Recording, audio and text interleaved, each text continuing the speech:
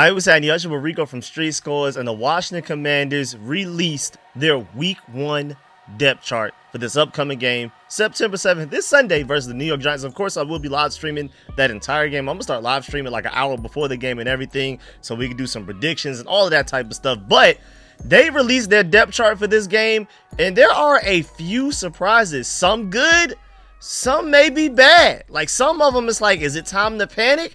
But there are some really interesting ones. Like, even outside of Ja'Cory Cross-Marriott, aka Bill, there's also like a Deebo Samuel surprise in there. There's an interesting right guard situation going. We have a few rookies already starting in different positions, and some of them you may not even have thought that they would be ready to start at by week 1. Maybe you thought, maybe sometime mid-season, but some of these guys are already ready to go week 1 right out the gate. We're gonna dive into all that and more, but before we do, make sure you still follow that like button, still follow the subscription button, still follow the bell next to that subscription button so you get notification each and every time I release an informative and opinion video just like this one, man. I'm super excited, man. We getting there, man. It is Wednesday, September 3rd. In 4 days, September 7th, the regular season for the Washington Commanders would have started, bro. I can't believe we got this far, man. I mean, it feels like it wasn't even that long ago where we were so far away from football. I've already had a Georgia Bulldog game to watch, man. We are in the full swing of things. We don't have to worry about not having football until February. So I'm so excited. So enjoy and cherish every moment, because when we get to that point where we have no football, you're gonna miss the days like these. I know we're anxious for 4 days to hurry up, but I'm telling you, cherish every day that we have, because it's better to be 4 days away from football than 5 months. Let's go ahead and dive into this video right now, man. Let's get it. Adam.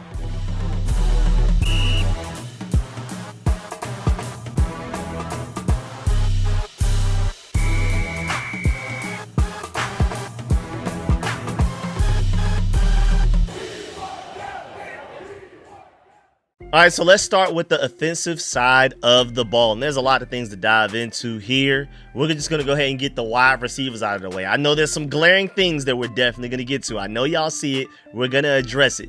But wide receiver-wise, of course, Terry McLaurin, Noah Brown, and Deebo Samuel are your starting 3 wide receivers.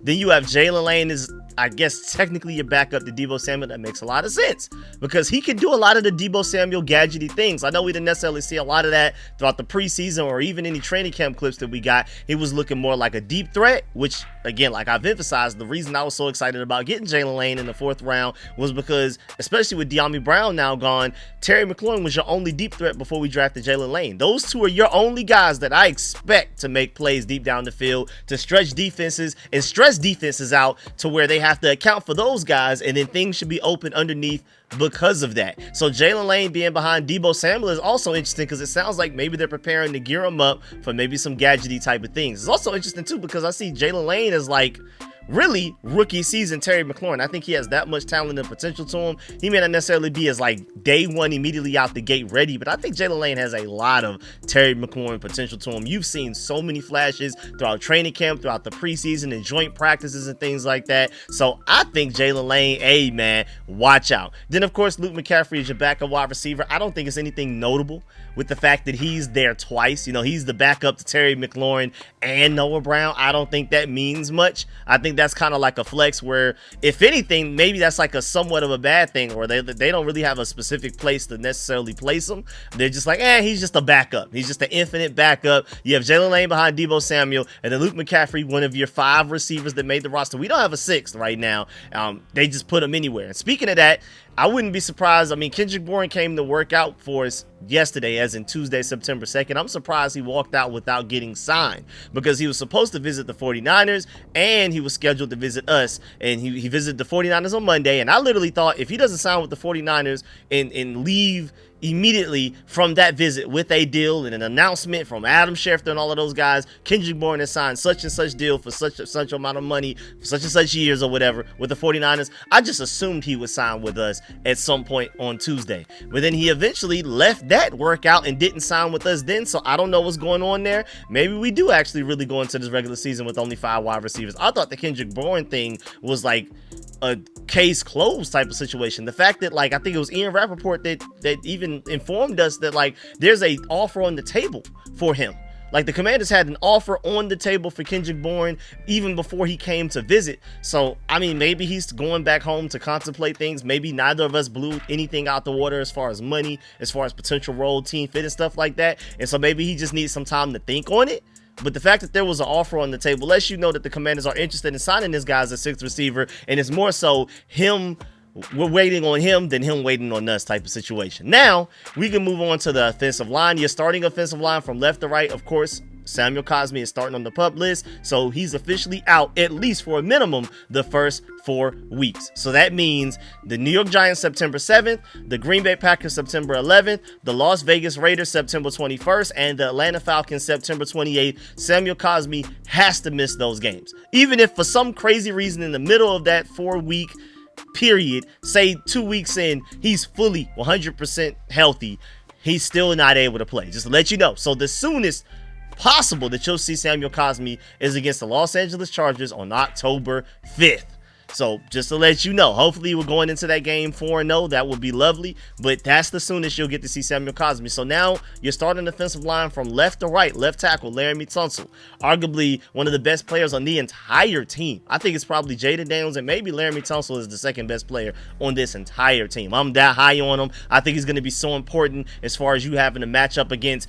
You have Micah Parsons over there on the Green Bay Packers. Now, the New York Giants have Abdul Carter, Kayvon Thibodeau, and Brian Burns. Like, it's insane what they got going on over there. And then even the Las Vegas Raiders. You have to deal with Max Crosby and those guys. The Atlanta Falcons. They drafted my Georgia dog, Jalen Walker, and they got the James kid from Tennessee that I wanted real bad. Not only did they draft Jalen Walker and James Pierce Jr., they signed Leonard Floyd as well. Like, come on, man. Like, they're out of control, bro. So that Falcons D-line may go from one of the worst last year to one of the better D-lines in the NFL this year. Now, granted, of course, Jalen Walker, James Pierce, maybe a little raw coming right out the gate. Maybe by the time we play them week 4, they haven't hit their strides. Who knows? But that's a talented group of edge rushers right there. I would not take them lightly at all. So we got to be prepared for that. I mean, even just looking ahead of that, I mean, you have the Chargers. You know, Khalil Mack still kicking it. Chicago Bears D-line is nothing to laugh at. Now, granted, the Cowboys, we may have gotten away with one because we just got to go against Dante Fowler, and we'll see what Donovan Azaraku is there. Kansas City Chiefs, really good defensive line, even though it's more so the defensive tackles. Then the Seattle Seahawks, you know, their defense, I think they're going to be top 3. I think them, the Broncos, and of course the Eagles are going to be in the conversation as well. I think those are going to be some of the best defenses in the entire NFL. Dolphins, I mean, they're injury prone. We'll see what happens by the time we get against them. Then we have the bye week. Then the Broncos, again, one of the best defense in the NFL. I think the Vikings, especially with their defensive coordinator, they're one of the probably the best called defensive teams in the NFL. Then you got to play the Giants again with that D-line I already just gave you. Then it's the Eagles D-line. And then maybe we'll catch a break against that Dallas Cowboys D-line. And then it's that last game of the season again against the Eagles. So this offensive line really matters. There's a reason you traded all of those picks for Laramie Tunsil. There's a reason you took another offensive lineman in the first round, even though you already had some starting caliber offensive linemen on this team, including Nick Allegretti and Andrew Wiley. They were your starting left guard and right tackle last year. Now you wanted to upgrade the offensive line so bad that you reverted those guys to backups when everybody's fully healthy. Right now, because Samuel Cosmi's on the PUP list, it's interesting. They actually have Nick Allegretti and Andrew Wiley, like they have an or in between them. So it's like, what does that even mean? That kind of makes you look at this depth chart like, do I even take this seriously? Like, what is or? You couldn't even make up the decision by the time you put out this depth chart? So that means they don't have to tell you anything. They could be completely lying here. It could be as ominous that they want it to be. They could just flat out lie if they want to. What is the point of this entire depth chart if they can just simply put or? Nick Allegretti or Andrew Wiley. And then now you got to be waiting in suspense and see when we go out there week 1 who's actually going to be the starting right guard. And it's interesting too because Nick Allegretti has been your starting right guard pretty much all of the offseason. So that's weird because Andrew Wiley was just starting right tackle until Josh Connolly was ready to take that over. Then when Laramie Tunsil had vet rest days, Andrew Wiley was just starting left tackle at times in training camp. And then when Brandon Coleman got hurt from like August 2nd to like August 20 something, he was just starting left guard. Andrew Wiley's been everywhere but right guard essentially in center. So the fact that he's competing for the starting right guard spot is interesting because Nick Allegretti has held that down this entire offseason, and I feel like he's done a good job. So I don't know what that means there, but of course, your starting defensive line left to right, Laramie Tunsil. Brandon Coleman was already a really good left tackle last year for you. I think he's a way better guard. I think his ceiling is really high there. I think he has Pro Bowl potential there. Tyler Biadasz is already a Pro Bowler at center. You love what you have in him. His backup is Nick Allegretti. I think that's important. I also love the fact that Chris Paul and George Fant made this team because George Fant has over 2,000 snaps at both tackle positions each. Left tackle and right tackle over 2,000. I trust him more as a backup left tackle than I trust Andrew Wiley. Like if Josh Conley were to get hurt or whatever, knock on wood, you know what I'm saying? Andrew Wiley, you're cool with going back to starting at right tackle just like you did last year. But left tackle, I don't want Andrew Wiley playing left tackle for us at all, ever, in any situation. So if anything, like if Laramie Tunsil were to get hurt, knock on wood, I would prefer Josh Conley to slide over to left tackle. And if not, if you want to just keep him at right tackle because he already worked so hard to cross-train in the right tackle, then you just put George Fant and you plug him in at left tackle. So that's why he made the roster. Trent Scott showed you that he could play guard really well with the way that he replaced Samuel Cosmi in that Detroit Lions game. Remember, Samuel Cosmi got hurt in the first quarter, and it's almost as if he never got hurt with how effective our offense and efficient our offense still was on schedule and stuff like that with him in the game against those Detroit Lions to finish out that game. And then Chris Paul, again, I'm just really happy that he made the roster. And then, of course, you're starting right tackle, a rookie, and Josh Conley. There were all of these reports, some people doubting, oh man, we shouldn't have wasted a first round pick on Josh Conley. He's not ready to start by week 1. I told y'all the talent was there. I told y'all he'll be ready to start by week 1. It was more so just like we did with Jaden Daniels last year. He was clearly going to be the starting quarterback, but Dan Quinn makes everybody earn their starting spot. And so Josh Conley had to do just that. He had to go out there and earn that starting spot. So Andrew Wiley started at right tackle for a little bit. And then I know some people probably doubted the fact that Josh Conley was finally starting at right tackle because it was more so because of injuries and Andrew Wiley having to start elsewhere than Josh Conley just completely overtaking Andrew Wiley and forcing him to the bench.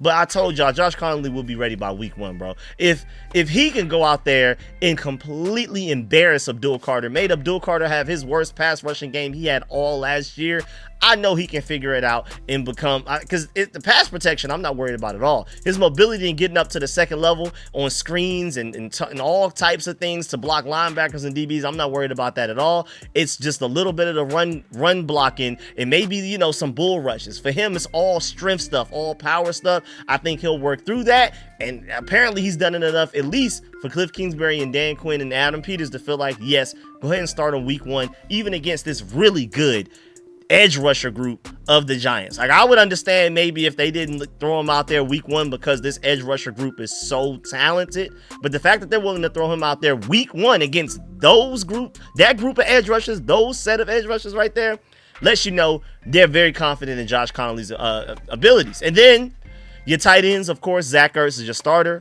but John Bates is the best blocking tight end in the entire NFL. And then Ben Sinnott, hopefully he's growing. He didn't show me a lot in this preseason to make me optimistic about the fact that he may be like this. I think ultimately his highest ceiling, who knows if he'll ever reach it. I'm not saying this is who he will become. This is what I'm hoping he can become, and he has the talent to become this. It's all in him to put in the work and the effort and to get the technical refinement and all that type of stuff, because he could be your best blend of Zach Ertz as a receiving threat and then John Bates as a blocking threat. Maybe like 80% of Zach Ertz receiving threat plus better yak than Zach Ertz has ever given in his career. So I think that Ben Sinnott has a higher ceiling as far as yards after catch than Zach Ertz ever had. But like as far as getting open before the ball gets there and when the ball gets to their hands, I feel like Ben Sinnott has the ceiling to be like 80% of Zach Ertz in his prime. And I feel like John Bates is the best blocking tight end in the NFL. And I feel like Ben Sinnott could potentially be like 80-85% of that at some point. So he has the potential to be the best tight end in this room. And it would be lovely if he could reach that stride not only this season,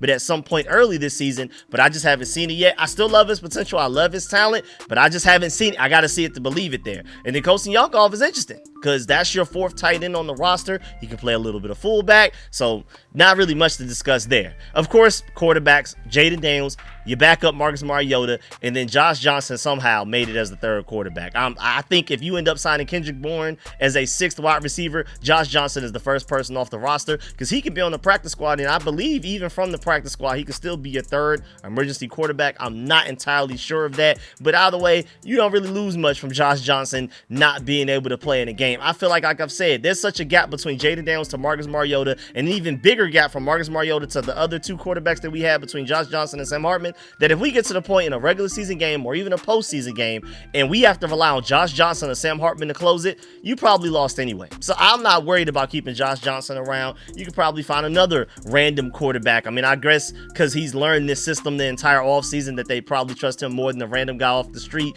But again, if we get to the point that Josh Johnson has to play for us, I'm not very optimistic about the results that we'll get out of that game anyway. So I'm not stressing over keeping them on the roster, but they are. So I guess it is what it is. And then, of course, the monkey in the room. This running back depth chart is insane. Austin Ekeler is your starting running back, which I believe is a lie. Jeremy McNichols is your backup running back to him. I believe that's a lie. Chris Rodriguez is third. And then most importantly, Ja'Cory Crosky-Merritt is fourth. I firmly believe that is a lie. I am so sure that they're doing everything that they can to hide Ja'Cory Crosky-Merritt's potential impact for this team away from opposing defenses. I feel like at the very least, because once you play the Giants and he's out there balling out and getting a lot of carries, the cat's out the bag. But I feel like they're at the very least like, well, let's at least try to catch these Giants off guard, and they don't know what hit them. They're looking at the depth chart, and they actually firmly believe that, yeah, Austin Ekeler is your starter, Jeremy McNichols your backup, Chris Rodriguez may play a little bit, and then, hey, Ja'Cory Crosky-Merritt may not even necessarily be active going into that game. Hopefully the Giants prepare that way so that when Ja'Cory Crosky-Merritt goes out there as our most explosive, our most agile, our quickest, our fastest, our best home run and hitting force in the entire running back room, he goes out there, they don't have a game plan ready for him, he would absolutely obliterate them, man. And a lot of people brought up great points about this running back situation. Scott Abraham said, my biggest question looking at the Commanders depth chart, will they dress 4 running backs for the Giants game? If not, which running back is the odd man out? Will that be Bill? NFL teams usually only dress 3 running backs going into a game. And that's a great point. Like, somebody's not going to be there. Is it going to, because Austin Ekeler, automatic lock. After that, there's a debate to be had between the other 3 guys, Jeremy McNichols, Chris Rodriguez, or Ja'Cory Crosky-Merritt. And just to warn you, even though Jeremy McNichols is the least exciting pure running back out of that group of 4 guys, he is too valuable on special teams to be the inactive guy. So it's honestly between Chris Rodriguez and Ja'Cory Crosky-Merritt at this point. And I'm going to guess that Bill is going to be the one that's active because, first of all, just the talent. But even just beyond that, even just beyond the eye test, just purely off of the fact that Bill sat in that Ravens preseason game. He didn't play a single snap. Like when all of the starters sat out and all of the backups played, Ja'Cory Crosky-Merritt did not play. Sounds like a starter to me. In that game, Bill sat, and most importantly, even Chris Rodriguez played with the backups. Bill sounds like a starter because with all of the other starters like Jaden Daniels and Deebo Samuel, they sat out, and Chris Rodriguez was out there with all of the backups and played. So if it's between those two, sounds like Ja'Cory Crosky-Merritt is the guy that's more than likely going to end up playing against the Giants. But who knows? Maybe we go into that game with 4 running backs. We'll see. Emmanuel Benson brought up a good point. He said it feels like they're trying to conceal something with this running back order. Feels like Alfred Morris from 2012. It sounds like basically they're lying with this depth chart and hoping to catch at least the Giants off guard week 1 with them assuming that, hey, maybe Ja'Cory Crosky-Merritt's hype is a little dim. I see a lot of people panicking. I'm seeing non-Commanders fans, friends that I have that drafted Ja'Cory Crosky-Merritt in their fantasy leagues. They saw this depth chart. This like made headlining news or something. Like our depth chart was more important than other teams' depth charts around the NFLs that just got released yesterday. Apparently everybody paid attention to ours because there's all of this Ja'Cory Crosky-Merritt fantasy football hype and everybody's starting to feed into it. And again, now I have my friends that aren't even Commanders fans hit me up like, wait, Ja'Cory Crosky-Merritt's 4th? What's going on? I drafted him so high in my fantasy football league. I need him now. Like, it's pandemonium. And then shouts out to We Won Dallas, because he even quote tweeted Emmanuel Benson and said, to his point, the Super Bowl era alternate jerseys became available for purchase yesterday. 14 current players are represented, and one of them is Ja'Cory Crosky-Merritt. Out of the 14 jerseys that are available of current Commanders players, out of 53 guys on the team, 14 of them, Ja'Cory Crosky-Merritt's one of them. So that's another reason to know that, yes, not only is he playing, he's probably your starter running back and may even get the most carries against the Giants. So I want everybody to calm down and relax. Shouts out to Sir the Shooter. He said the Giants finna prepare for Ekeler as RB1. I highly doubt that that'll be the case come Saturday, you know, when we actually go out there with our running backs. I agree. And hopefully the point of all of this, maybe, of course, the Giants maybe their coaching staff and front office is smart enough to know that this depth chart that was thrown out there that we're dissecting right now is a smoke screen. But who knows? In the slim chance that maybe they actually do take this depth chart seriously, shouts out to Adam Peters and Dan Quinn for playing the game and putting Ja'Cory Cross-Kamara fourth, and hopefully we catch the Giants off guard because of it. And then also, Connolly, JP Finley brought up a good point that Connolly starting week 1. Remember when people were worried back in July seems so silly now? And I really feel like we can't overlook Josh Connolly switching from college left tackle to NFL right tackle, bro. I feel like most people vastly underestimate how difficult that is, especially with him being a rookie and he's having to just adapt to the NFL just in general. Going from college to the NFL is already a tough ask. And then on top of that, you're also switching positions at the same time. Like, imagine doing everything that you do, but backwards.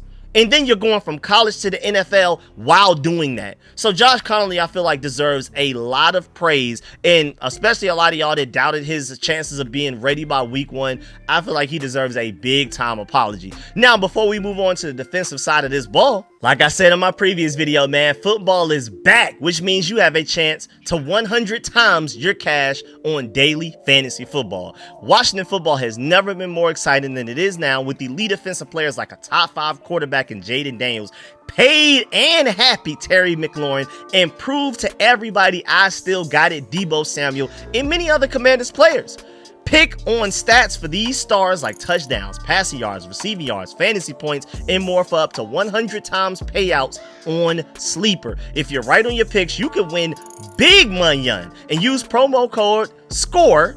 That's SCORE, and you'll get up to $100 match on your first deposit. You can even just click the link at the description, the top of the description of this video and every video that I make all season starting from yesterday. And just in case if y'all don't know about combo play, you can even miss a pick or two, a couple of picks with your sleeper entry and still cash in with combo plays. And it's just not the Commanders for the NFL, just in general for everything sleeper. Like, you can even do daily fantasy for the NBA, the MLB, the NHL, college football, college basketball, and the WNBA, all on Sleeper. Entries can be made in 30 seconds or less. They have a safety and fast withdrawal process, all of that stuff, man. And terms and conditions apply, of course. See Sleeper's terms of use for details. And of course, there's a $1 minimum entry for users. But now let's get into some bets that we can get into, because as you can see on your screen, I already was looking around before I even started recording this video, and I was like, what can I get into? And so just to kind of step away from the Commanders for a little bit, for the next couple of videos leading up to this game, maybe I'll step away. But for when I do my live stream, we're going straight Commanders for those picks, because I'm planning on doing maybe like some predictive picks before the game, during the live stream before the game starts, and then at halftime we'll kind of check up on those picks to see, okay, where we at, say how we feeling about them. So we're gonna make a game out of it. We're gonna have some fun. But to step away from the Commanders, like I said, I went to the popular section, They have a whole popular area for popular duos. If you just want to keep it simple, just match up 2 players.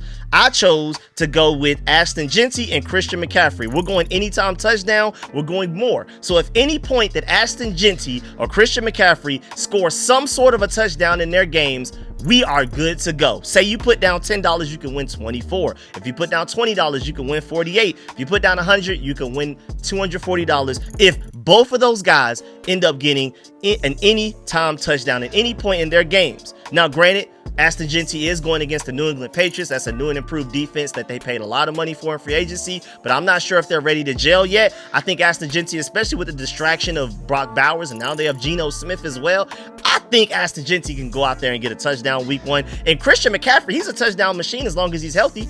It's week 1.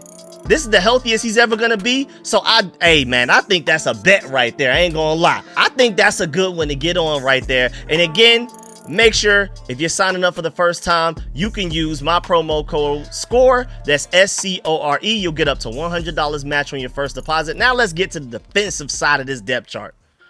All right, so now starting with the defensive line, and thank goodness, I don't know what it is with the offensive line where they have the wide receivers around the offensive line. It's on the offensive side of the ball, they got one set of wide receivers, then the entire offensive line, then the tight ends, then the other receivers. I hate how that looks. With the defensive line, on the defensive side of the ball, thank you. It is defensive end, D tackle, defensive end, outside linebacker. Then you get to the linebackers. Then you get to the defensive backs. So much easier to see. But either way, your starting defensive line is, of course, going from left to right. But, I mean, of course, this could change. This is not like offensive line where there's literally a left defensive end or a right defensive end necessarily. I mean, one may favor one side more than the other, but they're going to play both. So Dietrich Wise is technically your starting defensive end, along with Dorrance Armstrong, with Daron Payne and Javon Kinlaw as your starting defensive tackles. And I am very excited about Javon Kinlaw's potential in this defense, bro. We've heard like mythical legend, urban legend type of stuff from training camp practices that like the media members, they've seen it. Like Bobby Wagner even had like an interview talking about Javon Kinlaw. Like the stories we've heard, again, there's a lot of stuff that they can't talk about. There's a lot of stuff that they can't show. They're kind of trying to keep Javon Kinlaw as like a best kept secret. I'm telling y'all right now, when fans were complaining about how much money we gave him in free agency, and some people are still confused about it, I'm telling you right now, he's going to live up to that and more. He's going to end up looking like a steal with the season he's about to have. You saw flashes of it in the preseason where we haven't had a guy look that powerful at defensive tackle for us in a long time. Even Jonathan Allen and Daron Payne didn't look that powerful. He's a huge human. I mean, I've heard so many people say that somehow he makes Daron Payne, who's huge himself, look small. Like Javon Kinlaw is just that big. He's that powerful. Even Ryan Kerrigan, I remember like a few weeks ago in training camp, he said like, you have all of the talent in the world. Once you like fully buy in and work on your technique, you have Pro Bowl written all over you this season. And the talent is lying dormant there. It's just about him being motivated enough and technically refined enough to go out there and get it. So I'm really excited about Dietrich Wise because he's a safe edge rusher. You know he's going to set the edge and stop the run. Guys are not going to get to the outside of him, and we had a strong problem with that last year, especially with Cleveland Fowler hurt. Dante Fowler is a situational pass rusher, ended up having to be like a starting edge rusher for you out of necessity. He's not a run stopper. He's not an edge setter. So teams could just run to the outside of us all of the time. Dorrance Armstrong, I feel like we found a call in there with him. Joey Jr. has already shown you towards the pro season, like the Lions game and stuff like that, and especially in small segments this preseason where they're going to put Dorrance Armstrong at defensive tackle sometimes, and he is so explosive that he just splits between the guard and the center so quickly that they don't even really have a chance to get hands on him, and he's in the quarterback's face. Dorrance Armstrong, this scheme is going to be so versatile, so advanced, so complicated that, I mean, our defense is going to know what's going on because we've rehearsed this, we've practiced this all off season, but opposing offenses are not ready for how complicated and our defense is going to be advanced. I'm telling you right now, schematically, offenses are, first of all, just the talent on our defense, but also I feel like we're going to be schematically one step ahead. A lot of offenses that we play, not all of them, but I feel like a lot of them, we're going to catch them off guard with a lot of stuff like that. Our stunts are going to be ridiculous. The rotation that we have, I mean, your starters are already really good, and then you bring in Jacob Martin, who looked like one of the best pass rushers out of the entire NFL in the preseason. He's coming off the bench in the rotation. Of course, Von Miller is your starting pass rush specialist. I don't expect him to necessarily play on first and second downs and stuff like that, but obvious passing downs. Remember, last season, according to a lot of the advanced stats, he was still a top 5 edge rusher efficiency-wise, like on a per-snap basis. Of course, he didn't play a lot, so that's why he didn't have a lot of sacks, and a lot of people are looking at Von Miller like, well, he only had this many sacks last season, so of course, he's kind of falling off of a cliff for stuff like that. Of course, he's not in his prime anymore, but he's still, on a per snap basis, was a top 5 pass rusher last year, and he still had the number 1, the best ball get off out of all pass rushers in the entire NFL last year. I think he's going to be able to eat under those conditions, especially with a really improved secondary behind him in the Commanders secondary. The secondary that we're about to throw out there, we're going to get a lot of coverage sacks this year, to where even if the defensive line doesn't win immediately, the coverage down the field is going to be so good that those guys are going to be able to play cleanup sometimes, and they're going to be able to help each other, because our defensive line is going to get pressure on quarterbacks so much better this year than they were last year that the secondary won't have to cover as much as they usually did last year. They won't be as exposed, and they're going to play better because the D-line's better. The D-line's going to play better because the secondary's better. I'm really high on this defense. It may not necessarily click immediately by week 1, but I think by the time we hit our stride and we're headed into the playoffs, this defense will become one of the better defenses in the NFL. I'm telling you right now, man. I mean, Javon Kinlaw alone, let alone Daron Payne, you know how he gets when he's playing for money. Technically, he has this year and next year left under contract, but next year isn't guaranteed, so they could technically Jonathan Allen them just like they did Jonathan Allen this past offseason, earlier this year. So Daron Payne knows I gotta ball out because I either am playing on a new contract going into 2026 or for a new team. But he's not going into 2026 with this last year of his deal that he's currently under right now. So it's basically a win right now mode for Deron Payne. He has to go out there and earn next year's money, even though, again, he's technically under contract. He's out there playing like he's trying to put food on the table for his family. So a motivated Deron Payne, y'all know what happened last time. He had double-digit sacks last time he had that level of motivation. Javonte Jean-Baptiste, he's shown flashes. We'll see there. Eddie Goldman, I mean, we haven't had a nose tackle since John Ridgeway, and then before then, I can't even remember the last time we had a true nose tackle that could eat up double teams. He didn't have a good preseason. That's why some people felt like a guy like Jalen Holmes or somebody else would end up making a roster over him, like a Sheldon Day or something. But Eddie Goldman has a specific niche on this team that nobody else on this entire roster can fill, and that's being a true zero-tech nose tackle, double team eater that eats up a guard and a center and allows everybody else on the defensive line to face one-on-ones. I love our defensive line. Our defensive line is night and day better than anything we had last year. I think even just the fact that Dorrance Armstrong not only is going to be better on his own compared to last year with his, I mean, remember last year was his first time taking on a full starting role in his NFL career. I think going into year 2 of a full-time starter is going to pay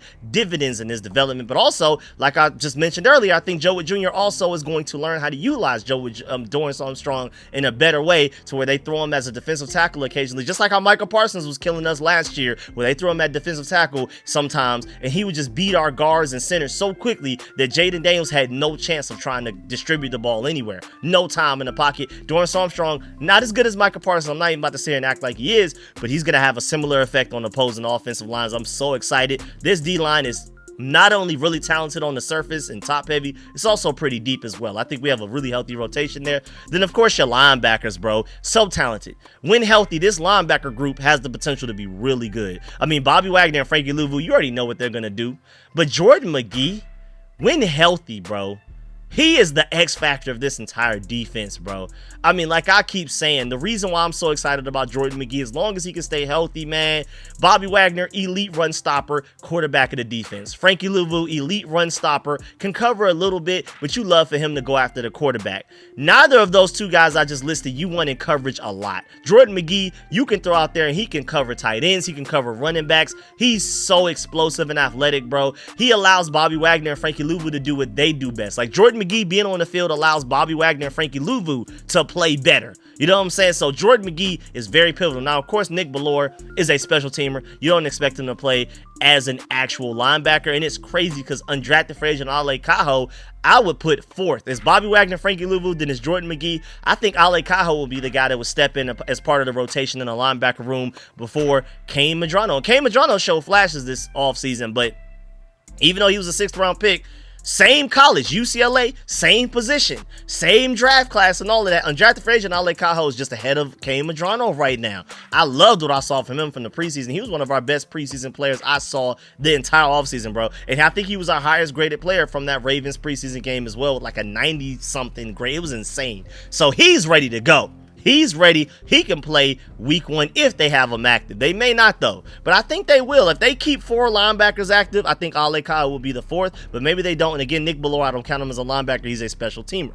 Then your corners, your starters are, of course, Marshall Lattimore, Tre'Navien Amos, a rookie, 2nd round rookie at that, and Mike Samver still starting in the slot for you. And then technically, now this kind of answers your question, like who's your backup outside corner if there's an injury to either Marshall Lattimore or Tre'Navien Amos. Now, of course, you have option A, where maybe just Mike Samver still moves to one of those outside corner spots to fill in that injury, knock on wood, of course.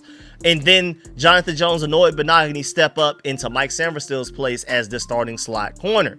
Or you just keep Mike Samverstill as starting slot corner because I feel like that's his highest ceiling. I feel like he has all pro potential there. And I'm tired of moving guys around. Like I said earlier, even if there's an injury to like Laramie Tunsil, I prefer to put George Fant at left tackle because I want Josh Connolly to keep focusing on, especially as a rookie, as a young player, to just stay focused on becoming the best right tackle you can be. Not just defensive lineman, because that's spreading you thin. That's you almost kind of being like a jack of all trades in a sense. I want you focused solely on being as the greatest right tackle that you can be. Same thing with even Mike Samverstill, bro. Even though he's going into his 2nd year, this is technically going to be his 1st year of like being a starting slot corner the entire year, at least projection wise. I want him to stay there no matter what. Even if there were an injury to Marshall Lattimore, Tre'Navien Amos, knock on wood again, I prefer Sanford still to stay in the slot, and then I guess Jonathan Jones or somebody, more than likely Jonathan Jones, which emphasized by this depth chart, would be the guy that would step up as starting outside corner. But who knows? Maybe they prefer Mike Sanford still, because it would be hard to take Mike Sanford still off the field.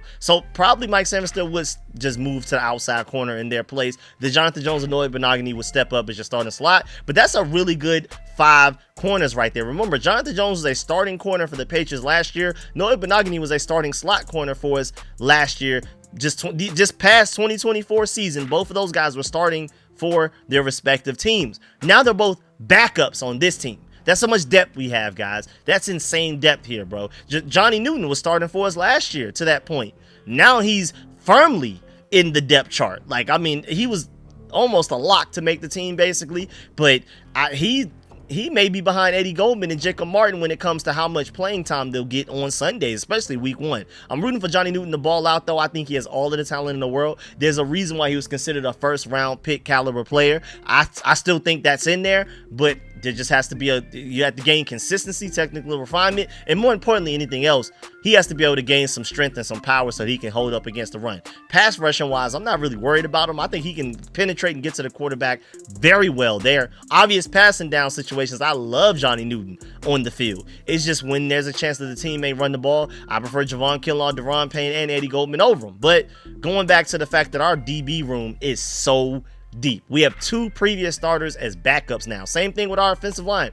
Andrew Wiley and Nick Allegretti, when Samuel Cosmi is healthy, are 2 guys that started last year that are now backups. That's how much this roster has improved. We went to an NFC Championship game last year, and now you've taken a lot of 2024 starters from our team and other teams and made them backups on this team. That's how good we are at the top. That's how much talent we have, and also how deep we are at different positions as well. And then the safety group, Will Harris and Quan Martin are your starting safeties. All I needed to see from Will Harris was that Bengals preseason game against the Bengals starters where he had that pass breakup. I love Jeremy Chin. I'm one of the biggest Jeremy Chin fans that he had coming out of the draft. And even after he left Carolina and he was in free agency and I was begging the Commanders to sign him, which we ended up doing, I'm telling you, he can't do what Will Harris did with that forced pass and completion. Will Harris is a far better coverage guy than Jeremy Chin ever has been and ever will be. Jeremy Chin, I love him because he's a great in the box player. It's like an almost linebacker, a star position, a big nickel, a guy that can stop the run. He's better than Will Harris at that for sure.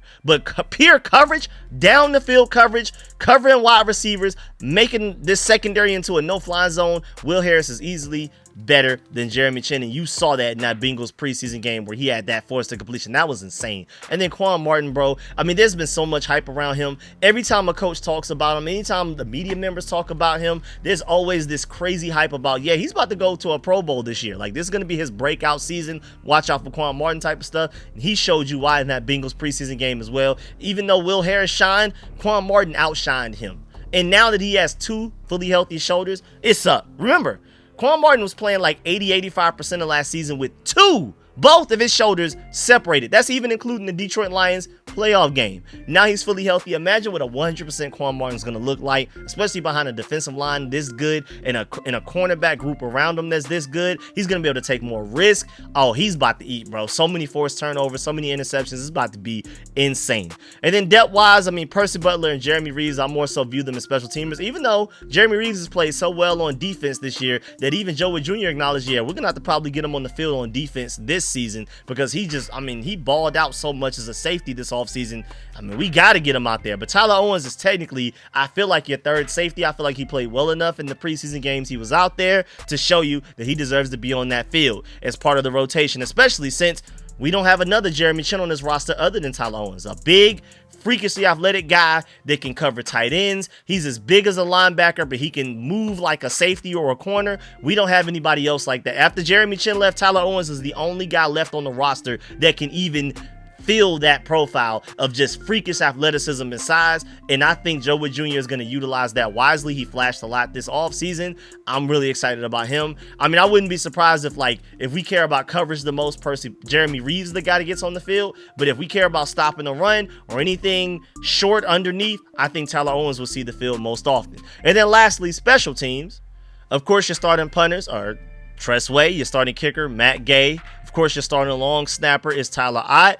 Now, the interesting part of these returners, because what is going on? I let y'all know in some of these training camp breakdowns that I did this offseason, especially throughout training camp, I'll let y'all know that Deebo Samuel was getting reps as a kick returner. I told y'all, and there was even a point where he had like a really good kick return where he like returned it really far. He didn't score, but he returned it really far, and I was like, uh-oh, put a pin in that. Don't forget that that's a thing that happened. And now look, going into week 1, apparently Deebo Samuel and Luke McCaffrey are your starting kick returners. Austin Ekeler, of course, was actually on an efficiency basis one of the best kick returners in the entire NFL last year, but both of the times that he got hurt for extended periods of times with concussion injuries, and to the point that I was starting to think, man, you may want to retire just so you could be able to, enjoy your family and avoid CTE and stuff like that. It got to that point where I was like, man, you may want to hang it up. But like when healthy, Austin Ekeler was one of the best kick returners last year. That's probably why he's not even competing for this spot this year. Because honestly, Austin Ekeler, if injuries don't matter, Austin Ekeler is one of your starting kick returners even going into this year. But because of that, I guess Deebo Samuel looked good enough, especially in this setting, like the way that the rules work now with kick returns. I feel like it's very advantageous for a guy like Deebo Samuel. And then Luke McCaffrey, maybe they're kind of like, hey, we're not necessarily expecting you to contribute a lot as a receiver on offense, but you can go out there and do some kick return. He did some pretty decent job for us last year as a punt returner. So now they're gonna let him kick return with Deebo Samuel. Apparently, I don't know. Something in my stomach is telling me Deebo Samuel and Luke McCaffrey are not just starting kick returners going into week 1, but maybe they are. And then also, most importantly, Jalen Lane is your starting punt returner. Now I told y'all this immediately when we drafted him. He was the best punt returner in this entire draft class, like out of anybody that any NFL team chose, even going into the draft. Jalen Lane, before we even selected him, was the best punt returner in the class. So I already knew he was going to be a starting punt returner. Then we got into like rookie mini camps, and B. Mitch was already taking him under his wing. And then we get into like mandatory mini camps and training camp, and Jalen Lane is already making plays as a punt returner. And then he does it sparingly in the preseason. I already knew Jalen Lane would be your starting punt returner, but that seems to be confirmation. Even though, again, for reasons I've already explained with the Nick Allegretti or Andrew Wiley, Ja'Cory Krosky-Merritt, 4th on the running back depth chart. I don't know how much you can actually feed into this depth chart and like take seriously. But hey, man, I believe that Jalen Lane is your starting punt returner. I believe that immediately, especially until he goes out there and proves to you that on NFL Sundays that he can contribute immediately and consistently as a wide receiver. They're going to keep having him out there in punt returns. Now, granted, when Jalen Lane becomes one of your better receivers, and especially if he like surpasses Noah Brown as the 3rd best receiver on this team, then maybe they stop putting him back there in punt returns, and then maybe they go ahead and let Luke McCaffrey handle it because they don't want to put him at harm, any more harm than he necessarily has to, because he's that important to the offense. But until then, he's just starting punt returner, and thank goodness, because we need him. But yeah, man, that's the end of this video. Please get in the comment section. Let me know if everything discussed video. Please stiff arm that like button, stiff arm the subscription button, stiff arm the bell next to that subscription button so you get a notification each and every time I release an informative and opinionated video just like this one. Really appreciate y'all for supporting this video, man. Please let me know in the comment section how you feel about everything discussed in the video. Of course, let me know how you feel about this depth chart. Do you agree or disagree with any of my points? Do you agree with me that maybe we shouldn't read into this depth chart too much? This is not just 100% fact that this is exactly what the depth chart will be week 1 going into the Giants game. I mean, of course, just off of the fact that worst case scenario, they could have used the excuse, well, yeah, that's the depth chart we gave y'all Wednesday, but within 4 days, things changed. Ja'Cory Krosky-Merritt somehow in 4 days went out there and looked like the best running back in our room that he didn't look like at the point of Wednesday, September 3rd. You know what I'm saying? They have so many backup excuses they could use. I'm telling you right now, don't believe this depth chart too much. You know what I'm saying? Don't read into it too much. So let me know if y'all agree with me there, or if you feel like this depth chart, you can believe it wholeheartedly for the face value and everything. This is literally what it is. And Ja'Cory Krosky-Merritt may not even necessarily play against the Giants. Let me know how you feel about everything, all of the starters, all of the backup guys, of course, just the overall 53-man roster, but especially the reason we're looking at this depth chart is to analyze the starters. Let me know how you feel about all of the starters. Of course, I really appreciate y'all. I will be live streaming that upcoming Giants game, of course. I already have the stream schedule, so make sure you go click on that schedule stream and like make sure you hit the notify button so it will alarm you once I finally start live streaming and all of that type of stuff. So I really appreciate y'all. Make sure you stay tuned. Leave a like on the way out. I'm gonna catch y'all later. Appreciate y'all. I'm out.